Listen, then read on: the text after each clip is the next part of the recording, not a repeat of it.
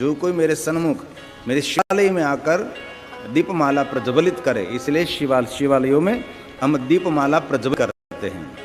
रोज तो नहीं करते, लेकिन सोमवार हो तब करते हैं, त्रयोदशी के दिन और महाशिवरात्रि के दिन, विशेष करके पवित्र श्रावण मास में नित्य दीपमाला प्रज्वलित करते हैं।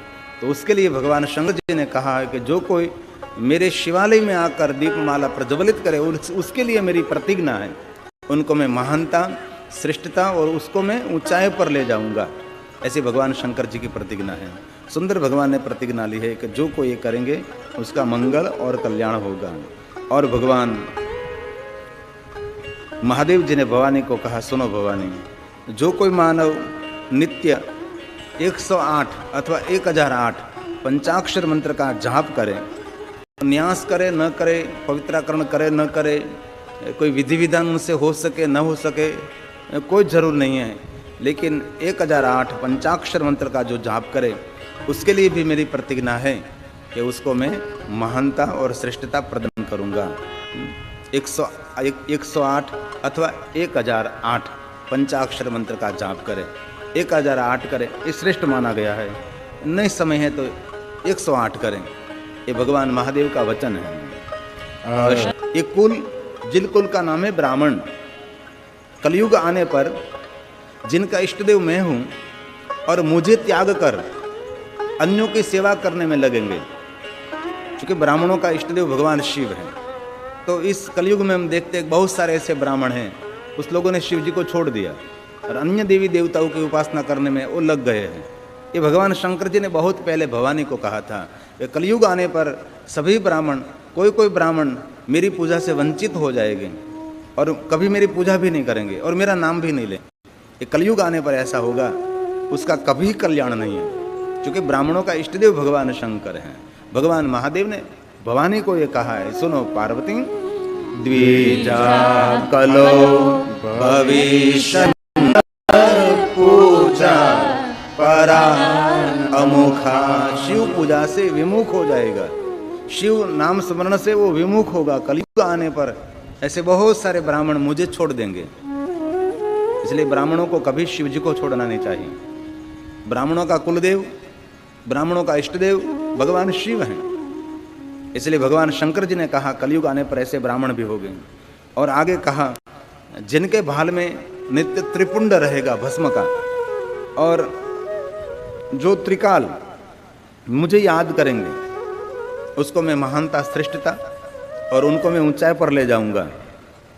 ये भगवान शंकर जी की प्रतिज्ञा है। जिनके भाल में त्रिपुंड रहेगा, 3 रेखा जो भाल में करते उसको कहते हैं त्रिपुंड। तो बहुत सारे ऐसे शिव भक्त हमने देखे हैं, कभी उसका भाल, कभी उसका कपाल खाली नहीं होता, उनके भाल में, उनके कपाल में नित्य त्रिपुंड रहता है।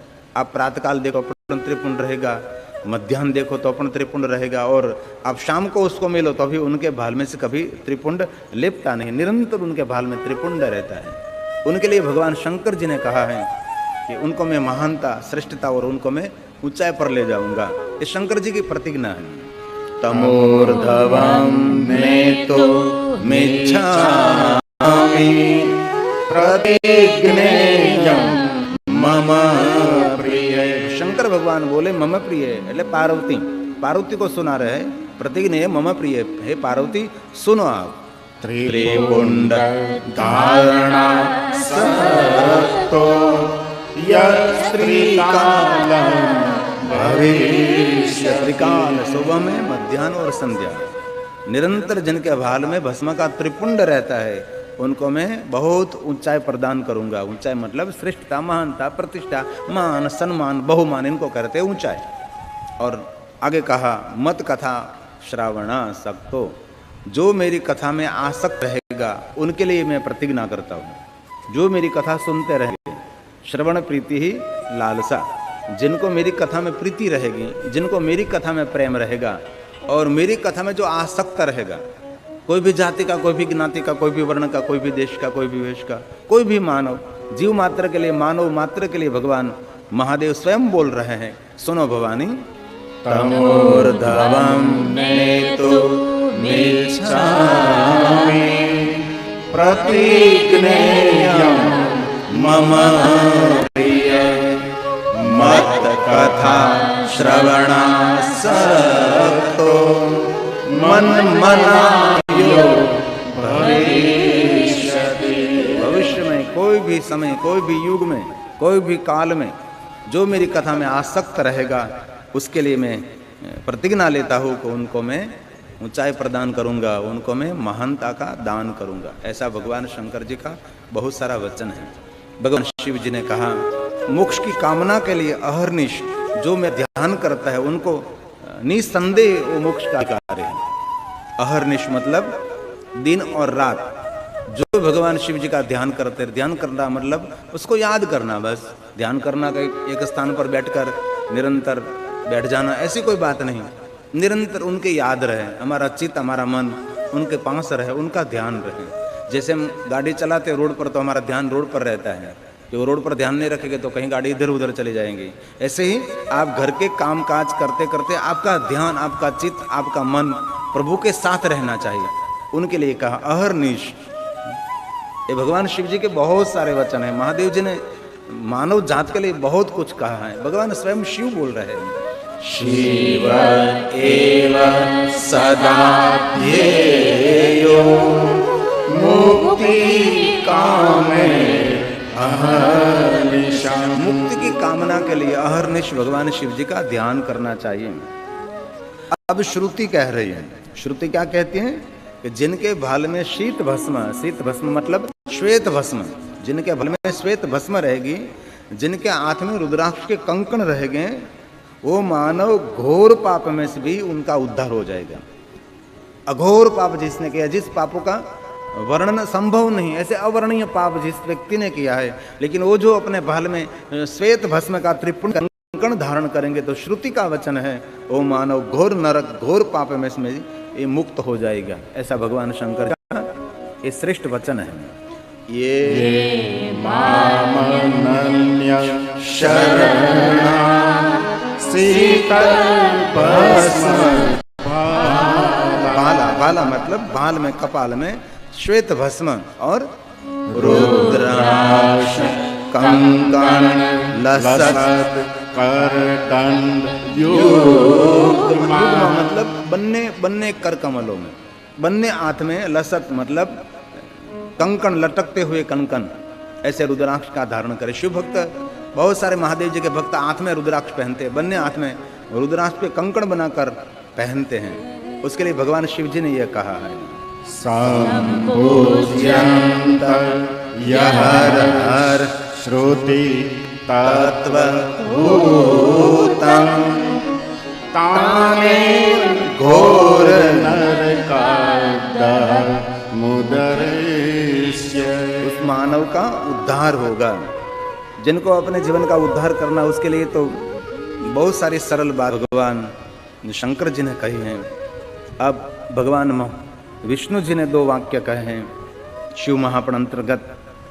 भगवान विष्णु जी बोले इस दुनिया में एक ही भगवान देवाधिदेव महादेव समर्थ देव हैं जो धर्म अर्थ काम और मोक्ष और परम गति और स्वर्ग और जगत की स्थिति एक शिव ही करते हैं। और कोई देवताओं में इतनी क्षमता नहीं है जो भगवान महादेव में जो क्षमता है, भगवान शिव जी में जो सामर्थ्य है, ऐसा सामर्थ्य कोई देव में नहीं है। भगवान विष्णु ने स्पष्ट कहा कि मोक्ष देने का सामर्थ्य कोई देव में नहीं है। मोक्ष देने का सामर्थ्य भगवान शिव में है। जगत का सर्जन सामर्थ्य भगवान शिव में है और जगत की स्थिति का सामर्थ्य भगवान शिव में है। क्यों? शिव देवाधिदेव, देवों का देव भगवान महादेव है। इसलिए भगवान शंकर के लिए सामर्थ्य का वर्णन भगवान विष्णु जी ने किया है। विष्णु जी भगवान महादेव का सामर्थ्य पूरी तरह से समझते हैं, इसलिए ये श्लोक भगवान विष्णु जी के मुख में से प्रकट हुआ है।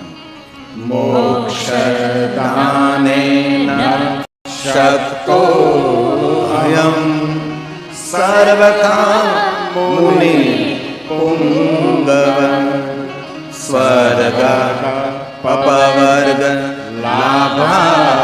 क्योंकि स्वयं विष्णु भगवान भी महादेव के शरण में रहता है। विष्णु भगवान शिव जी की भक्ति करते हैं। स्वयं भगवान विष्णु जी शिव जी के चरणों में निरंतर रहते हैं।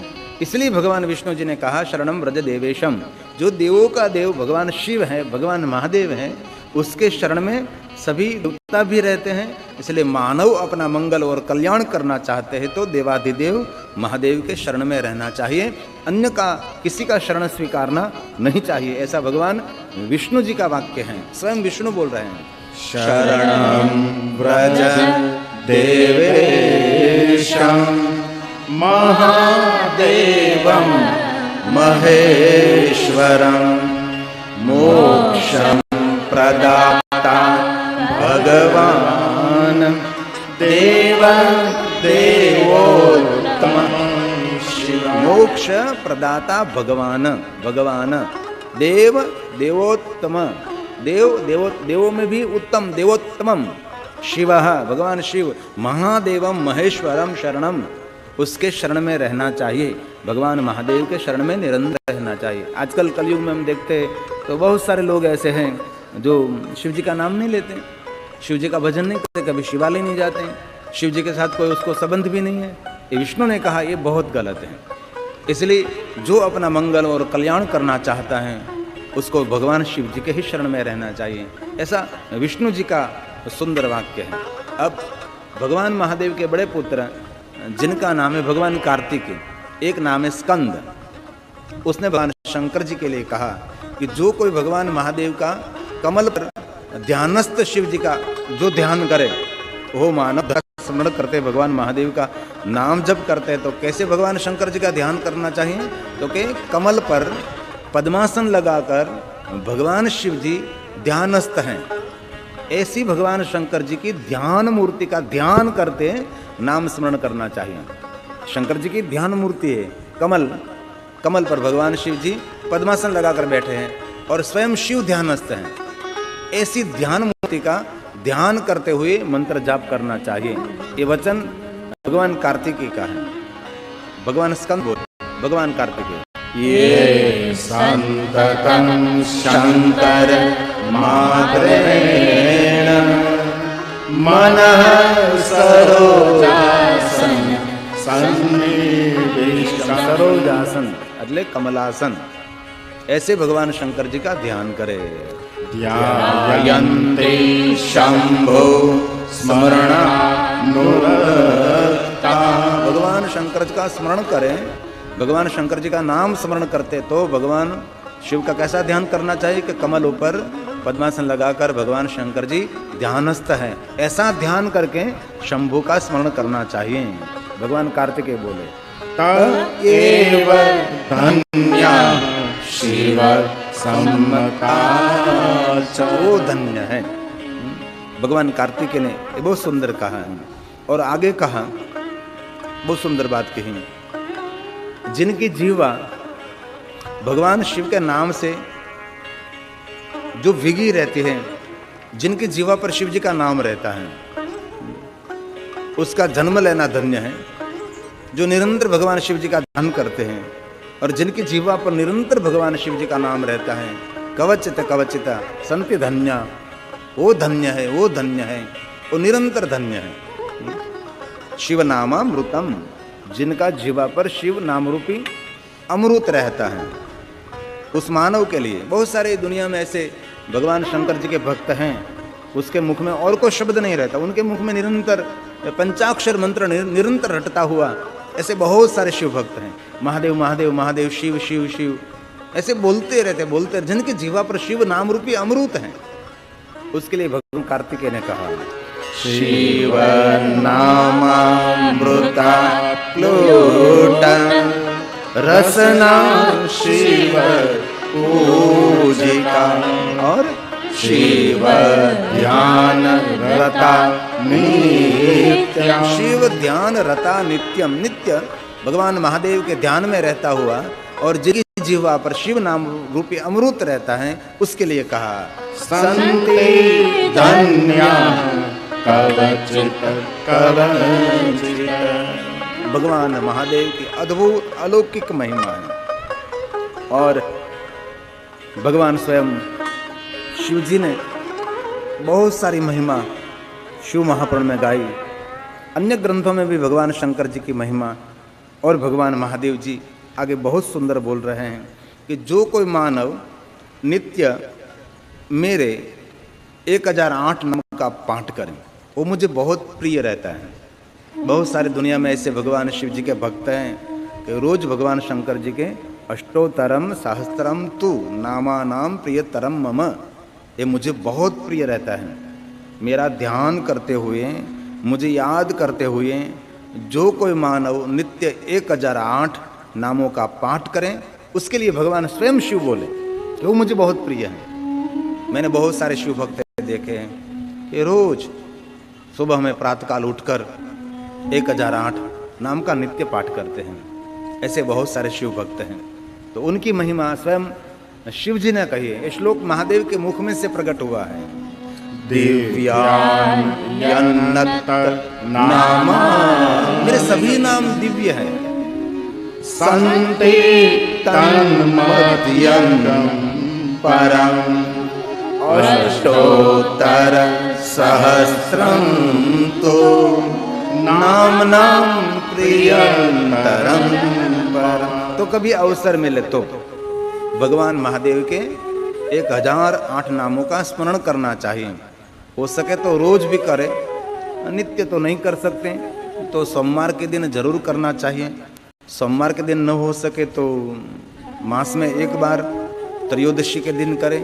ये भी न हो सके तो 12 मास में एक बार, जो कल महाशिवरात्रि है उस दिन तो जरूर भगवान शंकर जी के 1008 नाम जरूर करना चाहिए। कल महाशिवरात्रि है, महाशिवरात्रि के दिन, और भगवान शंकर जी का वचन भी है ना कि जो महाशिवरात्रि दिन मेरा पूजन, मेरा नाम स्मरण करेंगे उनको पूरी साल का पुण्य मैं देता हूँ। आपने पूरी साल भगवान शंकर जी के 1008 नाम नहीं लिया, समझो सभी दिन मेरे खाली गए। लेकिन कल महाशिवरात्रि के दिन जिसने 1008 भगवान शंकर जी का नाम ले लिया उसके लिए शिव जी ने वचन दिया कि पूरी साल उसने मेरे 1008 नाम लेने का फल मैं कल उसको अर्पण कर देता हूँ। इसलिए कल का दिन महाशिवरात्रि शिव भक्तों के लिए बहुत महान है। एक एक नाम सर्व सिद्धि और सर्व जीवन के अर्थ देने वाले और अनर्थों को दूर करने वाले नाम है। शिव जी का 1008 जो नाम है, वो एक एक नाम में इतनी अद्भुत शक्ति है, जीवन के अनर्थ का भी दूर करें और जीवन के सभी अर्थों को सार्थक करें। ऐसे एक एक नाम में बहुत सिद्धि है। इसलिए भगवान शंकर जी के सभी नामों की महिमा है। एक एक नाम की महिमा देख, 1008 नाम की कथा भी है। शिव जी के जितने नाम इतनी कथा भी। एक एक नाम के पीछे कोई न कोई कथा, एक एक नाम के पीछे कोई न कोई महिमा छुपा हुआ है। एक एक नाम एक एकमेव तन्मध्ये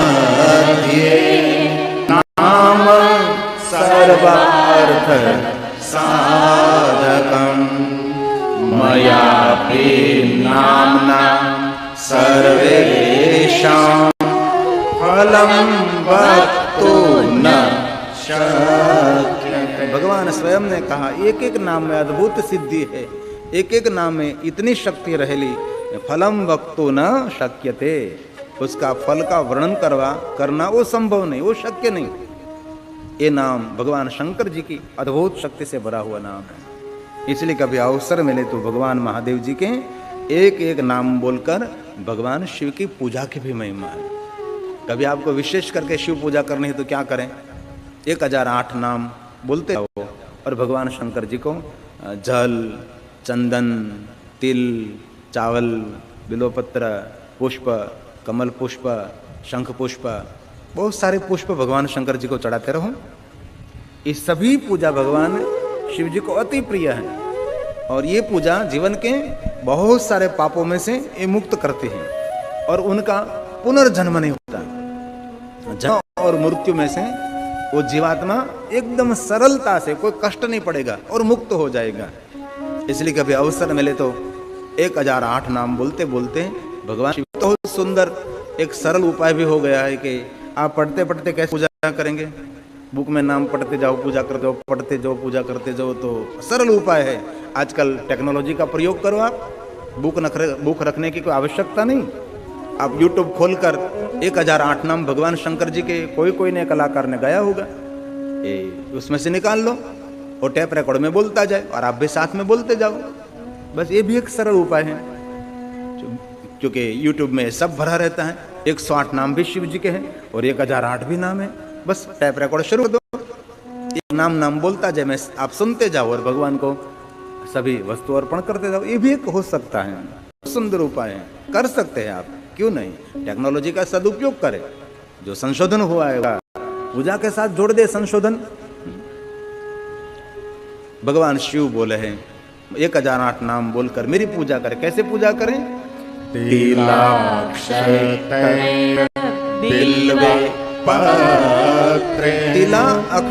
तिल अक्षता चोखा चावल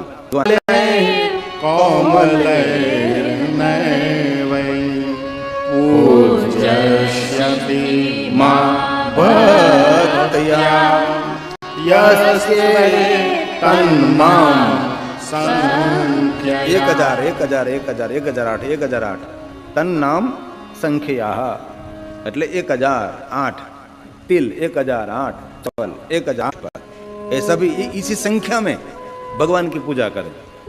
ये सरल तो नहीं है, सुनना सरल है, बस सुन लो वो बहुत सरल है, लेकिन ये सभी प्रयोग करना वो कोई छोटी बात नहीं, बहुत कठिन है। लेकिन ये सब करने से भगवान शंकर जी का श्रेष्ठ वचन है, स पापेभ्यः संश्रुतेश्च मुच्यते नात्र संशय। इसमें कोई संशय नहीं।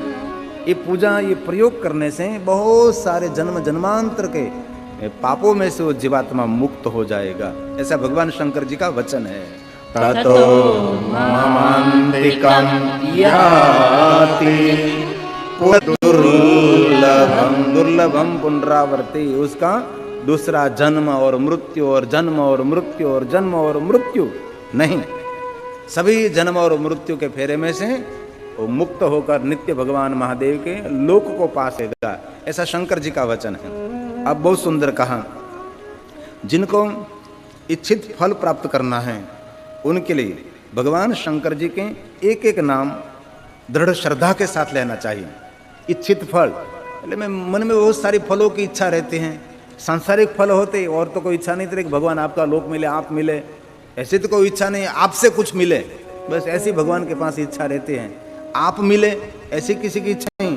तो जिनकी जो मन की फल इच्छा हो बहुत श्रद्धा के साथ दृढ़ भरोसा के साथ एक एक नाम शंकर जी का लेकर भगवान शंकर जी की पूजा करे, भगवान महादेव का अर्चन करे, भगवान महादेव का नाम ले, बस श्रद्धा के सबर, ऐसा भगवान शिव ने कहा है।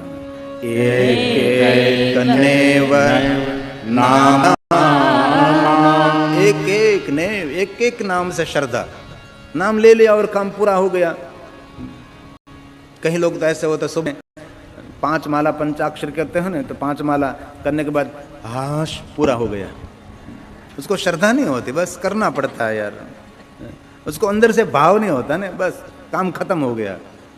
कहीं के घर में तो झगड़ा करते, तू दीवाबत्ती करने, तू दीवाबत्ती करने, तू कर लेने आवे भाई, ऐसा नहीं होना चाहिए। घर में ऐसा होना चाहिए कि मैं भगवान को दीप करूंगा, मैं भगवान को दीप करूंगा, आप नहीं करेंगे मैं भगवान को दीप करूंगा, ऐसा भाव घर में होना चाहिए। तो तू करना, तू करना, तू करना, याना घर में दीवा न था, अंधारा था। बहुत सुंदर भगवान शंकर जी ने कहा, एक एक नाम, एक एक नाम अर्चित्वा दृढ़ व्रता श्रेष्ठं फलं प्राप्नुवन्ति सत्यमेवोच्यते। मैं सत्य कहता हूँ, जो कुछ कामना हो सभी कामना की मैं पूर्ति करूंगा। और शंकर जी बहुत दयालु देव हैं, महादेव जी, और एक बार श्रद्धा उठनी चाहिए। कल कथा में हमने सुना था प्रारंभ में कि बहुत करोड़ों में से कोई कोई व्यक्ति को शिव जी पर श्रद्धा हो जाती है, और सब लोगों करने के खातिर करते हैं, अथवा सांसारिक लोभ से करते हैं, सांसारिक मन इच्छा की पूर्ति के लिए करते हैं। लेकिन बहुत हजारों में से कोई लोग जो होते हैं जिनको भगवान पर पूर्ण श्रद्धा हो गई, बहुत कम लोग होते हैं, बहुत कम लोग होते हैं। ऐसे कल हमने सुना था, आज दूसरी बात है। और एक बहुत सुंदर बात है, हो तो नहीं सकेगा लेकिन जो कर सके तो हो सकता है। भगवान महादेव जी के 1000 नाम एक एक नाम बोलकर भगवान को प्रणाम करें, उनको शिव सायुज्य मुक्ति की प्राप्ति होगी। 1008 बार प्रणाम, कितना कठिन है। 1008 बार प्रणाम, एक एक नाम बोलते प्रणाम करते, एक एक नाम बोलते प्रणाम करते रहो। व्यायाम भी हो जाएगी, कसरत भी हो जाएगी और भगवान को प्रणाम भी हो जाएगा। बहुत सारे ऐसे मैंने देखे हैं लोग कि भगवान शंकर जी को 1000 प्रणाम करते हैं, 1000 पुष्प चढ़ाते हैं, 1000 बिल्वपत्र चढ़ाते हैं, अरे 1000 परिक्रमा करते हैं भगवान की। मैंने बहुत सारे ऐसे महादेव जी के परम भक्त देखे हैं, पागल जैसे महादेव के भक्त को हमने देखे हैं। तो कभी अवसर मिले तो एक एक नाम बोलकर भगवान को प्रणाम करें। भगवान शिव जी ने कहा है ये तन्नाम, सुंदर हैं वो कर सकता है प्रणाम, लेकिन जिनका पेट बड़ा हो गया समझो वो तो रोग का घर हो गया, वो प्रणाम नहीं कर सकता। और आगे एक बहुत सुंदर बात कही, भगवान महादेव का निर्मल लिंग को स्पर्श करके 1008 नाम का पाठ करें। ऐसे भगवान शंकर जी का लिंग स्वरूप है, उसको स्पर्श करो और 1008 नाम बोलो, उनमें बहुत अद्भुत शक्ति मिलती है। तो भगवान शिव जी ने कहा मेरे दिव्य लिंग को स्पर्श करते हुए जो कोई मानव 1008 नाम का स्मरण करे उसकी सभी कामना की मैं पूर्ति करता हूँ, उसके पूरे परिवार का मैं पाप में से मुक्त करके मेरे लोक का मैं दान करता हूँ। जो कोई ऐसा करे तो, ऐसा प्रयोग है पुराण में, क्योंकि शिव महापुराण विधि विधान से भरा हुआ है। ये तो मैंने बहुत थोड़ी कथा आपको कहता हूँ, लेकिन ऐसी तो इतनी भगवान शंकर जी की कथा है, बस यही कथा है इसमें। लीला तो बाबा की बहुत कम है ना। सांसारिक लीला कितनी, शिव सती का विवाह, शिव पार्वती का विवाह, बस थोड़ा सा रमण किया, आनंद किया, और कार्तिक का जन्म हुआ और गणेश जी का प्रागट्य हो गया, खत्म। बाकी तो सारी विधि विधान, चूंकि एक कथा शिव की कथा है तो शिव की कथा जीव मात्र कल्याण की कथा है। ये भगवान स्वयं शिव बोल रहे हैं। मलिंग ममलम एतन्नामानि यः पठेत सर्वपातकेभ्यः सर्वेभ्यः सत्यमेव प्रमुच्यते। मैं सत्य कहता हूँ, ये पूरा परिवार ये सभी पापों में से मुक्ति पाकर मेरे लोक का अधिकारी हो गए जो 1008 नाम का पाठ करें। बहुत सुंदर महिमा है। और आगे कहा जो कोई मानव त्रिकाल 1008 नाम का पाठ करे तो दंभ रहित वो देवेंद्र बनेगा।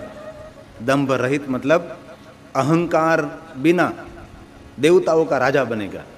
इंद्र का नाम, इंद्र अहंकार है, लोग कहते, कथा भी मिलते हैं कि इंद्र में बहुत अभिमान है, बहुत अभिमान है इंद्र में। तो यहाँ कहा कि जो कोई मानव त्रिकाल महादेव जी के 1000 नाम का पाठ करे वो दंभ रहित देवेंद्र बनेगा। इनमें अहंकार नहीं इंद्र में रहेगा।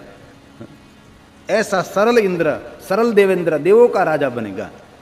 लेकिन त्रिकाल जो 1008 नाम बजे तो उसके लिए कहा है यस्त्रेतं नामति सम्यक् त्रिकालं बत सच विधि मामर्चयन्ति निर्द। महादेव का ये शरण श्रेष्ठ है, भगवान शिव जी का ही सानिध्य श्रेष्ठ है, उससे बड़ा किसी का भी सानिध्य नहीं है। ये बात कोई काट भी नहीं सकता, इस बात को कोई ना भी नहीं कह सकता। भले कोई राम भक्त हो, कृष्ण भक्त हो, अन्य देवी देवताओं के उपासक हो, लेकिन भुवन के सभी देवी देवताओं के उपास्य देव तो भगवान शिव ही है, महादेव है। इस बात को कोई ना नहीं कह सकता, उसको कोई खंडन नहीं कर सकता, कोई काट नहीं सकता, क्योंकि शिव तो मूल है, शिव तो आधार है। कोई इस बात का विरोध भी नहीं कर सकता। मैं श्लोक इसलिए बोलता हूँ कि मैं कोई कल्पित बात आपको नहीं सुनाता, मैं जो बोलता हूँ सर्व सिद्धांत निष्पन्नम, इसलिए श्लोक समझ में नहीं आता तो अभी मैं बोलता रहता हूँ। क्यों? ये कल्पित बात नहीं है, ये शिव महापुराण की बात है, हमारे शिव रहस्य ग्रंथ की बात है। लेकिन इतने श्लोक मुझे बोलने की कोई आवश्यकता नहीं, मैं हिस्टोरिकल कथा आप सबको सुना सकता हूँ ना, आप सबको हंसा सकता हूँ, नचा सकता हूँ, सब कुछ कर सकता हूँ, लोक साहित्य कर सकता हूँ, बहुत सारे भजन गा सकता हूँ, कीर्तन कर सकता हूँ, दृष्टांत दे सकता हूँ, हंसी हंसी मजाक के जोक सुना सकता हूँ, लेकिन कथा मनोरंजन नहीं है, कथा आंख का अंजन है। हमारे जीवन के दृष्टि बदलते हैं, ये भगवान की कथा गंभीरता से सुननी चाहिए। इसलिए सूत पुराण ने कहा शिव जी का शरण लेना चाहिए और किसी का शरण नहीं। महेश एव संसेव्यः सर्वैरिः कीलकम् धर्मार्थफलं ज्ञेयं फलदायी सदा शिवः फलदायी सदा शिवः। अब सुत ने अंतिम श्लोक में कहा, भगवान शिव की पूजा से ही जो पुण्य मिलता है वो त्रिजगत में कुछ भी आप करो ऐसा पुण्य कहीं स्थान से नहीं मिलता। भगवान सदाशिव की, भगवान महादेव की पूजा से जो पुण्य मिलता है ऐसा पुण्य त्रिलोक में, त्रिजगत में, त्रिभुवन में कहीं नहीं मिलता।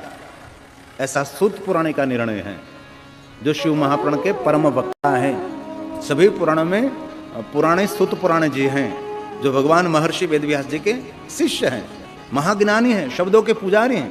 सारी कथा सूत पुराण निरंतर बोलते रहते, कहते रहते हैं। अंतिम श्लोक सूत पुराण ने कहा, शिवार्चन समो, शिवार्चन शिव पूजा से जो पुण्य मिलता है ऐसा पुण्य त्रिभुवन में, त्रिलोक में कुछ भी कर लो आप नहीं मिलता। नैवं त्रिजगन्ति तले, तीनों जगत में कहीं भी ऐसा पुण्य नहीं मिलेगा जो शिव पूजा से पुण्य मिलता है। सर्व परित्याज्य, इसलिए सर्व वस्तु का त्याग करके शिव पूजा करें। सब कुछ त्याग करो, शिव पूजा करो, ऐसा सूत का मानना है। पूज्याम सदा शिवम, पूज्याम सदा शिवम, महादेव की पूजा करे, शंकर जी की पूजा करे, सब कुछ त्यागो, ऐसा सूत पुराण का मंतव्य है कि भगवान शिव की पूजा से जो पुण्य मिलता है ऐसा पुण्य कहीं दुनिया में नहीं मिलता है, कहीं भी नहीं मिलता, ऐसा सूत पुराण जी ने कहा है। तो कल हम कथा कह रहे थे कि ब्रह्मा जी ने नारद जी को बताया कि सूर्य नहीं, चंद्र नहीं, पृथ्वी नहीं, ग्रह नहीं, तारा मंडल नहीं, आकाश नहीं, पाताल नहीं, कोई सरिता नहीं, कोई सागर नहीं, कोई पेड़ नहीं, पहाड़ नहीं, देव नहीं, दानव नहीं, मानव नहीं, जीव नहीं, जंतु नहीं, घनघोर अंधकार। इस घनघोर अंधकार में स्वयंभू प्रकाशित, जिनका कोई नाम नहीं, रूप नहीं, रंग नहीं, आकार नहीं, निराकार मोकार मुल्लम तुर्यम गिरा ज्ञान गोतित मीशम गिरीशम करालम महाकाल कालम कृपालम गुणागार संसार पारम, कोई कोई कोई जिनका कोई नाम नहीं, चिदानंद रूपम शिवोहम शिवोहम अहम निर्विकल्पो निराकार रूपो विभोर व्याप्त सर्वत्र। ऐसा कोई परमात्मा जिन्हें नाम नहीं लेकिन नाम दिया परमात्मा, परमात्मा, नाम दिया ब्रह्म, निरंतर प्रकाशित स्वरूप, उनमें से प्रधान पुरुष और प्रधान प्रकृति भगवान शिव और शक्ति का विस्तार हुआ। पूरे विश्व के माता पिता भगवान शिव और शक्ति, और भगवान शिव और शक्ति के रूप की महिमा कही, और भगवान शिव और शक्ति के द्वारा काशी नगर निर्माण हुआ। इस नगर में शिव शक्ति ने निवास किया, ये नगर अंतरिक्ष में घूमने लगा। भगवान शंकर जी ने, भगवान शिव ने त्रिशूल पर द्वारा उसको नगर को स्थिर कर दिया, और समय बीतने के बाद भगवान शिव और शक्ति के द्वारा एक दिव्य पुरुष प्रकट हुआ जो प्रथम पुरुष है। शिव कौन है? आदि पुरुष, और शिव और शक्ति के द्वारा जो प्रकट हुआ वो कौन है? ये प्रथम पुरुष है। अति सुंदर दिव्य जिनकी आकृति है, मनोहर श्रेष्ठ जिनका रूप है, और शिव और शक्ति के द्वारा जो पुरुष प्रकट, वो कोई सामान्य पुरुष तो नहीं होता ना, जो भगवान स्वयं शिव और स्वयं शक्ति के द्वारा जो प्रकट हुआ पुरुष, तो संस्कारी माता पिता के द्वारा कोई संतान जन्म लेती है ना, तो अभी दिव्य संतान होती है, तो वो तो शिव और शक्ति है, और शिव और शक्ति के द्वारा ये पुरुष प्रकट हुआ है। इतनी सुंदर दिव्य जिनकी आकृति है, कमल जैसे नेत्र है, मनोहर मनोहर श्रेष्ठ उनकी आभा मुद्रा है, और रेशमी वस्त्र धारण किए हुए भगवान की दिव्य आकृति है। ऐसे प्रभु प्रकट हुए जिनको प्रथम पुरुष कहा है। क्यों? आप व्यापक रहेंगे, पूरे विश्व में आप फैले रहेंगे, पूरा विश्व आपका स्वरूप रहेगा, इसलिए आपका नाम विष्णु रहेगा। विष्णुवती व्यापक त्वाते, आपका नाम विष्णु। विष्णु का प्रागट्य भगवान शिव और शक्ति के द्वारा हुआ ना। और सुनो विष्णु, ये नाम बड़ी ख्याति को प्राप्त होगा भविष्य में। अब जगत का कोई सर्जन भी नहीं है, ये सूर्य चंद्र तारा गण ये कुछ भी नहीं है, ये स्वयंभू प्रकाश शिव और शक्ति हैं। और भगवान विष्णु जी को कह रहे हैं कि आपका पहला नाम विष्णु, ये नाम बड़ी ख्याति को प्राप्त होगा। भविष्य में नाम को बड़ी ख्याति मिलेगी। अभी इस युग में विष्णु के नाम की कितनी बड़ी ख्याति है, उससे तो बड़ा कोई नाम ही नहीं। ये भगवान शिव जी का पहला वचन है। भगवान शिव और शक्ति ने प्रथम वचन दिया है, आपका नाम विष्णु, ये नाम बड़ी ख्याति को प्राप्त होगा और युगे युगे आपके नाम की ख्याति बढ़ती रहेगी, बढ़ती रहेगी, बढ़ती ही रहेगी और बहुत नामों से आप प्रकाशित हो जाओगे। भगवान स्वयं शिव बोले, बहुन्यानि नामानि, बहुन्यानि नामानि, बहुत सारे नाम से आप प्रसिद्ध हो जाओगे। तो वर्तमान युग में विष्णु भगवान के एक नाम नहीं है ना, भगवान विष्णु जी के 1008 नाम है अथवा 1000 नाम है। हम देखो तो जितने शंकर जी के नाम है उसके समान विष्णु जी के भी नाम है ना, क्योंकि हमारे पुराणों में हर और हरि का एकात्म कहा है ना, दोनों में कोई विवाद नहीं है, दोनों में कोई मतभेद नहीं है, कार्य भेद थोड़ा सा लगता है लेकिन दोनों का स्वरूप यह कहें, बहुन्यानि नामानि, बहुत सारे नामों से आप इस दुनिया में प्रकाशित रहोगे। और सुनो विष्णु, जो कोई आपके नाम का पारायण करे, आपके नाम का पाठ करे, उसके लिए मैं वचन देता हूं। हम दोनों बोलते हैं, शिव और शक्ति बोले, सुनो वरदान, भक्त सौख्य कारण, उसको दुनिया का सब सुख मिलेगा। जो कोई मानव बहुन्यानि नामानि भक्त सौख्य कारण ही, भक्तों के सुख का कारण बनेगा। जो कोई भगवान विष्णु जी के 1000 नाम का स्मरण करे, उसके लिए भगवान शिव जी ने वचन दिया, महादेव जी ने कह दिया कि वो मानव जगत के सभी सुख का अधिकारी होगा। देखो कितना सुंदर समन्वय है। कोई विष्णु भगवान के 1000 नाम बोले तो उसके लिए वचन किसने दिया? भगवान शिव जी ने दिया है।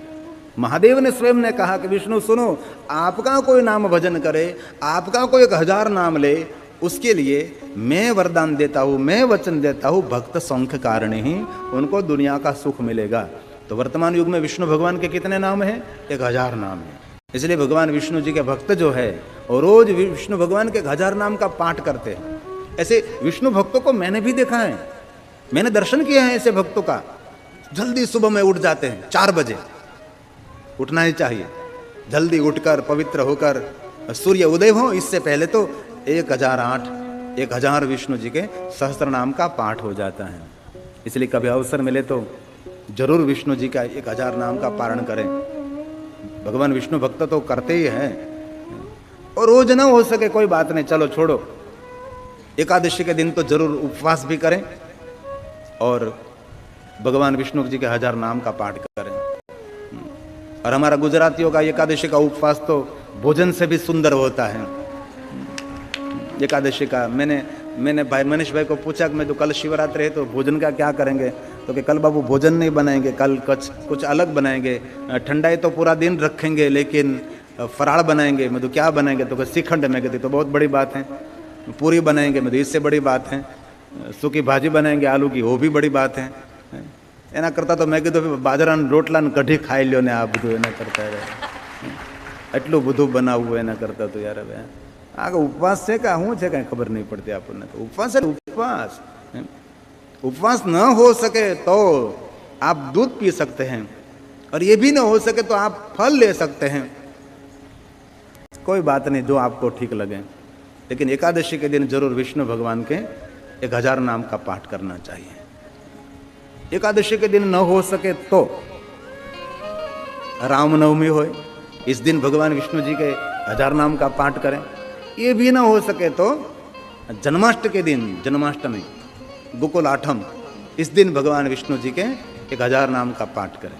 ये भी न हो सके तो आपका जन्मदिन हो, इस दिन तो जरूर विष्णु जी के 1000 नाम का पाठ करें। हमारा स्वयं का जन्मदिन जिस दिन हो, जन्मदिन मनाते हैं लोग, पढ़े लिखे लोग मनाते, गांव में तो कोई नहीं मनाता होगा, ये लोग मनाते हैं जन्मदिन, केक काटते हैं, फूंक मारकर मोमबत्ती को बुझा देते हैं, ऐसा करते हैं लोग, जन्मदिन मना। ठीक है, 15 साल का कोई लड़का लड़की, 20 साल 25 साल का कोई लड़का लड़की जन्मदिन मनावे, ठीक है, लेकिन 80 साल में जन्मदिन मनाने जैसा क्या रहा? बाकी कुछ नहीं रहा। હવે 80મો વર હાલતો હોય, હવે ઉજવવા જેવું શું રહ્યું હોય? બધું ઉજવાઈ ગયું હોય તેનું, પણ દાદાનો 80મો જન્મદિવસ હોય ને ઉજવતા હોય, કેક બનાવ્યું હોય, મીણબત્તી બધી પ્રજ્વલિત કરી હોય, દાદાને ફૂંક મારવાનું કે 80 વર્ષે મોઢામાંથી ફૂંક નીકળે કે થૂક નીકળે? ઘણાના તો ફૂંકની હારે હારે થૂક ચોકઠાઈ निकली जाए। हमारी सनातन की परंपरा, जीवन की परंपरा है। कोई अपना सुंदर जीवन जीकर धरती पर गया तो उसकी तिथि मनाते हैं ना, जन्म जयंती नहीं, तिथि। मरण तिथि नो महिमा छे मोटो। जो 2 पंक्ति है गुजराती में है, मरण तिथि नो महिमा छे मोटो, मरण तिथि नो महिमा छे मोटो, अवसर वेळाए आजा जो सतगुरुजी मारा चरणों में लेजो, चरणों में लेजो, चरणों में लेजो, चरणों में लेजो। ठीक है, कोई 20-25 साल का लड़का लड़की जन्मदिन मनाए, लेकिन समय आने के बाद क्या जन्म यार? जीवन की महिमा है, सुंदर ना जीवन, प्रभावशाली, प्रतिभाशाली, समाज को कुछ देकर जावे। दुनिया आपको याद करती रहेगी, जैसे हम जलाराम बापा को आदर के साथ याद करते। आज गुरुवार है, दुनिया याद करे उसको। जलाराम राजमहल में रहने वाला नहीं था, और क्रांति राजमहल में नहीं होती, क्रांति झुपड़े में ही होती है। धनवान क्रांति कम कर सकता है, निर्धन लोग ही क्रांति करते हैं। रोड पर चलने वाले लोग कुछ क्रांति कर जाते हैं। यह जलाराम बापा का जीवन चरित्र, अद्भुत अलौकिक जिनका जीवन चरित्र है। लोगों ने कितना परेशान किया, वीरपुर ठाकुर ने सहयोग दिया, और सौराष्ट्र के पटेलों ने बहुत सहकार दिया। अनाजना बળદ ગાડા ભરી ભરી આશ્રમમાં ઠલી આવે કે લો બાપા અનક્ષત્ર ચલાવો છો ને, અને વીરપુર ઠાકોર એમ કહે ભગત આ ડેલી તમારા માટે રોજ ખુલ્લી છે, જે કામ અમારે કરવું જોઈએ ને એ કામ તમે કરી રહ્યા છો। વીરપુર ઠાકોરનો બહુ સહયોગ હતો। ત્યારે જીવન ચરિત્ર તેનું વાંચો, અરે એને કાકાએ ભેગો રાખ્યો તો લોકોએ ખટપટ કરાવીને કઢાવી નાખ્યો। અને તમારે જો પતંગ કાપવા વાળા આપણા હગાના નજીકના જ હોય, દૂરના ન હોય બધા એ લોકો। જલારામ બાપાના જીવન ચરિત્રમાં એ જ ઘટના બની છે, પરાયા કોઈ નહીં, પોતાના જ। અરે નરસિંહના જીવનમાં આપણે ક્યાં નરસિંહ દુખી કરવા ગયા હતા? નાગરો જ હતા એના બધા। दरेक महापुरुष के जीवन में यही रहता है। ईर्ष्या के कारण संत भक्तों को बहुत परेशान किया जाता है, लेकिन क्रांति की, अरे जलाराम बापा को मालूम पड़े कि वीरपुर के गांव के पास से एक कोई ब्रिटिशर फौज जा रहे हैं, तब तो अंग्रेज शासन था यहाँ देश में। जलाराम बापा का जीवन चरित्र लीला चल रही शासन था, और पूरी फौज ब्रिटिश की वीरपुर के पास में से निकल रही गांव के पास, और रात वहां रुकने का निर्णय लिया गया था। और शाम हुई थी, बहुत सारे फिरंगियों ने, बहुत सारे ब्रिटिशरों ने कहा चलो बहुत सारे पशुओं को मारकर बनाओ खाने का। इनमें से जो फौजी थे उसने कहा कि भाई यहाँ तो एक भक्त का गांव है, वीरपुर में एक जलाराम बापा बहुत महान व्यक्तित्व रहते, उसको मालूम पड़ा कि इस गांव के पीछे हमने पशुओं को मारकर आहार लिया है, तो उसको बहुत दुख होगा, इसलिए यहाँ नहीं दूसरे गांव में जाकर हम करेंगे। तो फिरेंगी वो तो ब्रिटिशर, उसको क्या भगत भगत, उसको तो कुछ नहीं लगता। अरे भगत कुछ नहीं होता, यहाँ ही करो। तो बहुत सारे हरण को मारे, बहुत सारे पशुओं को लाए, और बहुत सारे अग्नि पर तपाने लगे, बहुत सारे बड़े बड़े टोप तपेले लेकर उसमें बाफने लगे। जलाराम बापा को मालूम हुआ कि मेरे गांव, मेरे वीरपुर के पास ऐसा हो रहा है। उनके 2 सेवकों को कहा चलो खड़ो, उठो, कहिए बाबूजी एक टोपला गुंदी का भरो, एक टोपला गांठिया का भरो, चलो प्रसाद बांटने के लिए जाना है। गुजराती में, मैं तो हिंदी में ट्रांसलेशन कर रहा हूं। और उनके 2 भक्त को साथ में लेकर जहां ये सब पशुओं को बाफ रहे थे वहां पावे। फिरंगियों ने देखा, ब्रिटिशरों ने देखा, कहीं लोग फफड़ने लगे, आज बहुत कुछ होनी अनहोनी होने वाले हैं। भगत आ गए, करेंगे तो करेंगे क्या। दो लोग पहुंच गए फिरेंगे ब्रिटिशरों के पास के ये ही भगत हैं। हमने बहुत आपको कहा था कि यहाँ से दूर चलो और जगह पर जाकर कुछ करेंगे, यहाँ नहीं करना चाहिए, लेकिन आपने हमारी बात मानी नहीं और भगत आ गए। अब क्या होगा आपको मालूम नहीं। फिरंगे भी बोलने, अंग्रेजी ये सब ब्रिटिशर बोलने लगे कि ये है भगत। भगत पास में जाकर नम्र विनम्र होकर पॉजिटिव ऊर्जा प्रणाम किया, राम राम किया। उस लोगों को तो राम बोलना कुछ नहीं आता, लेकिन वो सब भूखे थे। भगत बापा ने, जलाराम बापा ने अपने कर कमलों से, अपने हाथ से बूंदी और गांठिया दोनों ब्रिटिशर के हाथ में दिया और उसने खाया तो सही, लेकिन उसका चित्त बदल गया कि ये क्या है, ये अमृत क्या है। और जलाराम बापा ने इतना बूंदी और गांठिया उसको खिलाया। अरे ब्रिटिशरों को नहीं, पूरी फौज को। 2 टोपले थे बूंदी और गांठिया के, इसमें से निकालते गए देते गए, निकालते गए देते गए, वो लोग खाते गए। इतना खिलाया, बूंदी और गांठिया मुख में से वापस निकलने लगे। इतना खिलाया। बाबा ने कहा सबने भोजन हो गया, खा लिया। हाँ बाबा, बहुत प्रसाद खाया, अमृत जैसा प्रसाद, बहुत प्रसाद खाया। तो बाबा आपका पेट भर गया ना, सबका, फौज का, ब्रिटिशरों का? हाँ पूरा पेट भर गया। बाबा ने हाथ में ली लाकड़ी और जो अग्नि पर तपेले उकल रहे थे उसमें से खोला और अंदर ने बापलाओ जंगल में निकलो घूमने के लिए। जिंदा होकर सभी हरणे पशु सब भागने लगे। ये जलाराम ये अनक्षेत्रणो प्रारंभ करो। भूखा ने भोजन आपનું સદાવર્ત શરૂ કર્યું। ભૂખા ને ભોજન, ખાધેલા ને નહીં, પેટ ભર્યા છે તેના નહીં, જે ભૂખા હોય તેને ભોજન, આ સદાવર્ત શરૂ। પણ બન્યું કેવું, જેને જરૂર છે ભૂખ્યા હોય તો ભોજન કરવા લાગ્યા, પણ જેને જરૂર નહીં હતી ને એ ઝપટ બોલાવા લાગ્યા। તકલીફ આ ઊભી થઈ હતી। અને बाद में तो अनक्षत्र का व्याप बढ़ने लगा। इतने लोग भोजन के लिए आने लगे। आहा, जो अभ्यागत साधु संत वटे मार्गु जो अतिथि थे वो ठीक है भोजन करें, लेकिन बहुत लोग तो ऐसे थे बस ऐसे ही खाने के लिए पहुंच जाते थे। और अनक्षत्र का व्याप बढ़ने लगा और बूंदी और गांठिया खाकर बापा कहना भगत बापा, लेकिन कहने वाला कभी काम नहीं करता। भगत बापा सबको कहते मेरा राम है ना, ये मेरा राम सब कुछ कर रहा है, ये भरोसा। इस गांव में एक प्रभु खोजो, प्रभु नाम का एक खोजा रहता था। उसकी दुकान थी करियाने की, तो वहां से सब आश्रम का सीधा सामान भगत बापा वहां से खरीदते थे और थोड़ा सा पैसा लग जाए तो फिर देते थे, थोड़ा बाकी रखते, थोड़ा उधार करते, ऐसा चलता रहता था। भगत बापा का व्यवहार चलता रहता था। प्रभु खोजा के वहां से सब अनक्षत्र का सामान आता था। इसमें सामान लेते लेते 180 रुपये का कर्जा हो गया। और जलाराम बापा के समय में 100 रुपया એટલે 1 લાખ રૂપિયા બરાબર। એ સમયમાં એટલો બધો ફુગાવો નહીં હતો પૈસાનો। જેના ઘરમાં 100 રૂપિયા હોય પૈસાવાળો માણસ કહેવાતો હતો એ સમય જલારામ બાપાના વખતમાં। तो 180 रुपये का एक कर्जा हो गया। तो बापा तो व्यवहार तो बहुत सुंदर व्यवहार था, व्यवहार में कोई कचाश नहीं थी।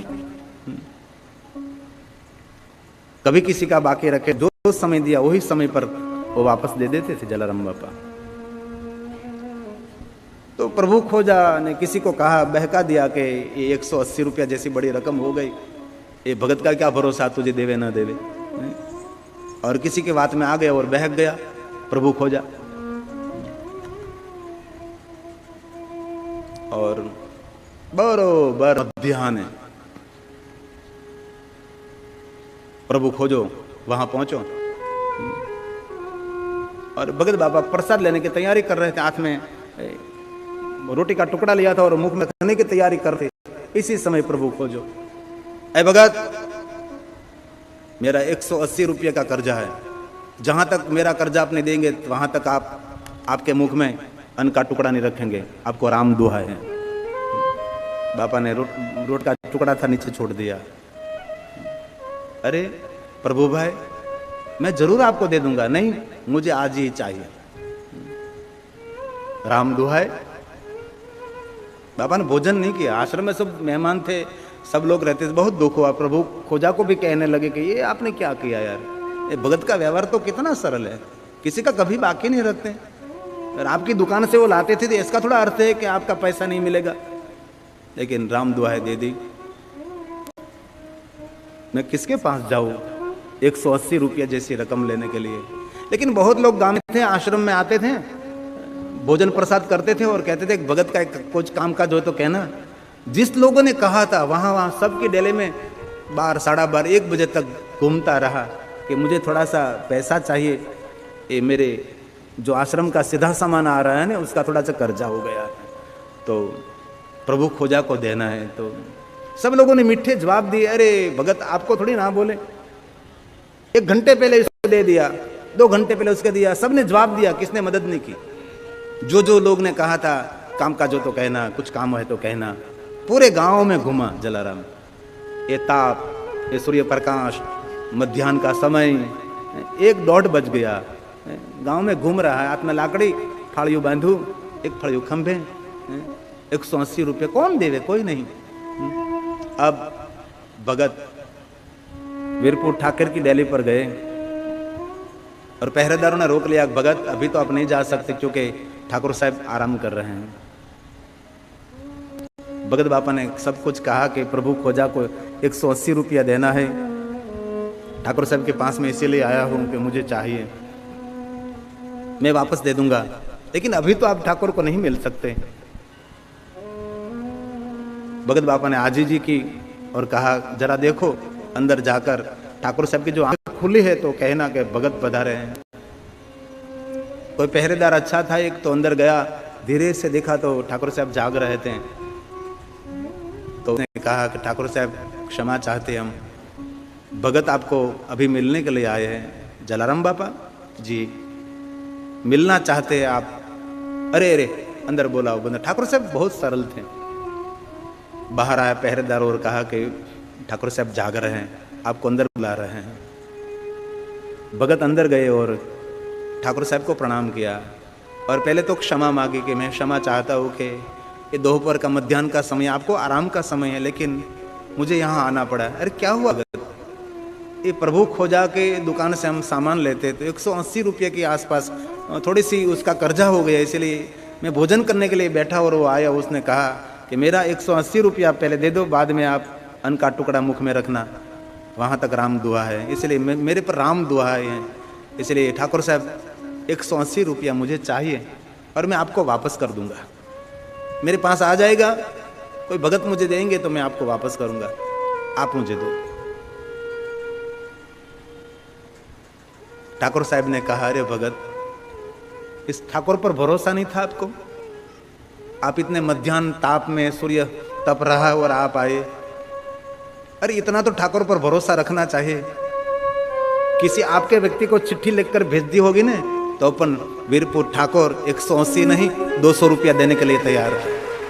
लेकिन कोई बात नहीं भगत बापा, आपके चरण पड़े ना, आपका आगमन हमारे लिए शुभ है। लेकिन ये प्रभु खोजा ने ऐसी मती क्यों मिली? अभी बोला हूं मैं प्रभु खोजा को। नहीं नहीं ठाकुर साहब, किसी को धमकाना नहीं है, उनका स्वभाव किसी के बात में आ गया होगा, बहक गया होगा। कोई बात नहीं ठाकुर साहब, मुझे 180 रुपया चाहिए। ठाकुर साहब ने 180 रुपये दिया और कहा, भगत बापू ने कहा मेरे पास आने के बाद आपको मैं वापस करूंगा। ठाकुर ने कहा नहीं नहीं, आप इतने लोगों को भोजन कराते हैं, ये तो हमारा काम है, हम जो नहीं कर सकते ये आप करते हैं।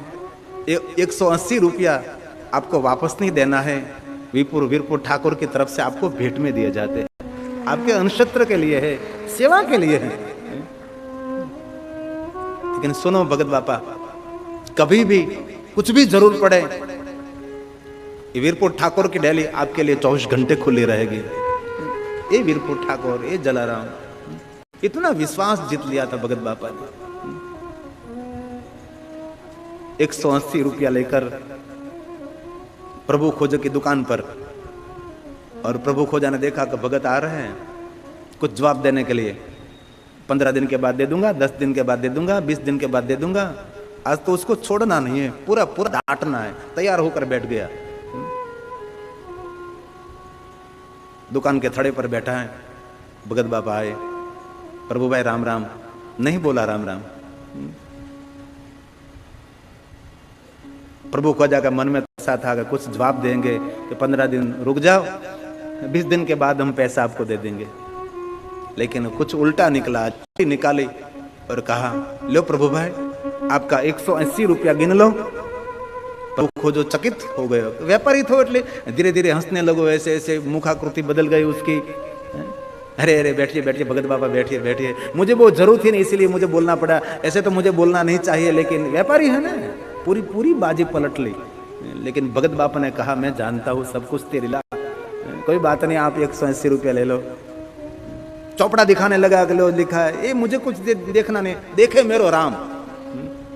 प्रभु खोजा ने कहा कि भगत बाबा 180 रुपये जैसी रकम मैं ले रहा हूँ, कोई साक्षी तो चाहिए ना, कोई जामीन तो चाहिए ना। मेरा जामीन कोई साक्षी नहीं, लिख और जमा कर और मार मतो, 180 रुपया कर पूरा। प्रभु खोजा ने इधर उधर खोटा हाचा करके सब कर दिया था, लिख दिया था। अरे पण ऐसे में कोई तो जामीन, कोई तो साक्षी, ये बात चल रही थी। इस दुकान में एक उंदर निकला, उंदर मुश्तक, ये उंदर जलाराम बापा ने कहा, ये उंदर मेरा साक्षी, गणपति का वाहन, ये मूषक, ये उंदर, ये चूहा, ये मेरा साक्षी। और प्रभु खोजा ने लिख दिया कि चूहा की साक्षी पर 180 रुपया जलाराम बापा के नाम से मैं जमा करता हूं। हो गया पूरा। बापा ने कहा कि प्रभु भाई अब मैं जाऊं, खत्म हिसाब, खत्म, राम राम। प्रभु खोजा ने कहा कि दूसरी बार कुछ चाहिए तो जरूर आप आना, भगत बापा के तारे यहाँ जन्मो जन्मांतरे नो आव। अब तारे यहाँ आवे कौन।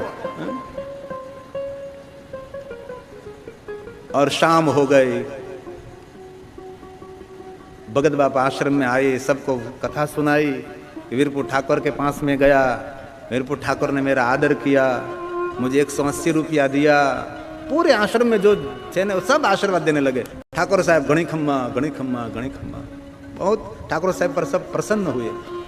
आज गुरुवार नहीं, इसलिए हम जलाराम बापू को इस तरीके से याद कर रहे हैं। कोई न कोई तरीके से याद तो करे जलाराम जी को।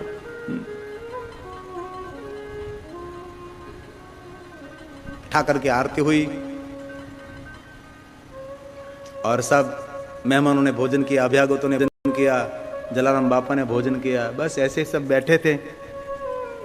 वहां प्रभु खोजा ने अपनी दुकान बंद करी, दुकान बंद करके घर आया, उसके घर आया और भोजन करने के लिए बैठा। प्रभु खोजो हाथ में रोटी का टुकड़ा लिया और मुख में रखने की तैयारी कर रहा था। दो व्यक्ति दौड़ते दौड़ते, अरे प्रभु भाई गजब हो गया, गजब, क्या हुआ? आपकी दुकान जल गई। जैसे जलाराम बाबा को रोटी का टुकड़ा रखा था, ऐसे प्रभु खोजा को भी रखना पड़ा। मुख में नहीं रख सका। जेवी रीते जलाराम बापाना मोढामांथी रोटलाનું ટુકડું મુકાયું હતું, એમ જ આ પ્રભુ ખોજાએ એના મુખમાં રોટલાનો ટુકડો મૂકી ન શક્યો। प्रभु खोजो दौड़तो दौड़तो पहुंचो वहां जहां दुकान जल रही थी। पूरी दुकान आग में लपेट रही थी। थोड़ी देर बाद था, बहुत मेहनत करके दुकान को अग्नि से शांत कर दी। अग्नि जी दुकान सड़गी थी, ये ओलवी नाखी। एक संशय होने लगा कि ऐसा हुआ क्यों, मेरी दुकान कैसे जली, कैसे?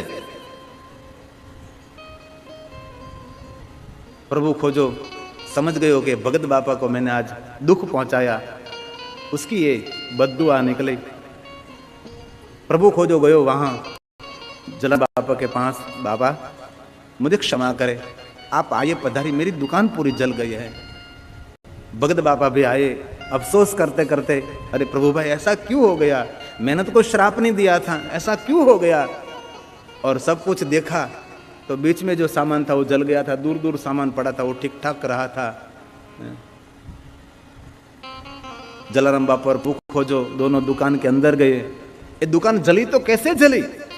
बाद में जलाराम बापा को पता लग गया। जलाराम बापा ने कहा, प्रभु खोजा तूने ये दुकान में दीप जलाया था? हाँ, मैं दीप तो शाम को रोज जलाता हूँ। दीप जलाया था? हाँ, तो दीप जलता हुआ मैं घर गया था दुकान बंद करके। तो तो जलाराम बापा ने कहा, तो मेरा साक्षी जो मूषक था ना, जलता हुआ दीप लेकर दुकान में रख दिया उसने। जो तूने गलत किया था, जो तूने झूठा किया था, वो सब तेरा जल गया और तेरी कमाई का सामान था बच गया चारों तरफ। तूने जब खूब કરીને ત્યાં જે ભેગું કર્યું હતું એ બધું તારું બળી ગયું, હવે તારું જે કમાણીનું હતું એ તારું છે। ये जलाराम बापा का जीवन चित्र। ऐसी तो बहुत सारी कथा जलाराम बापा के साथ जुड़ी है।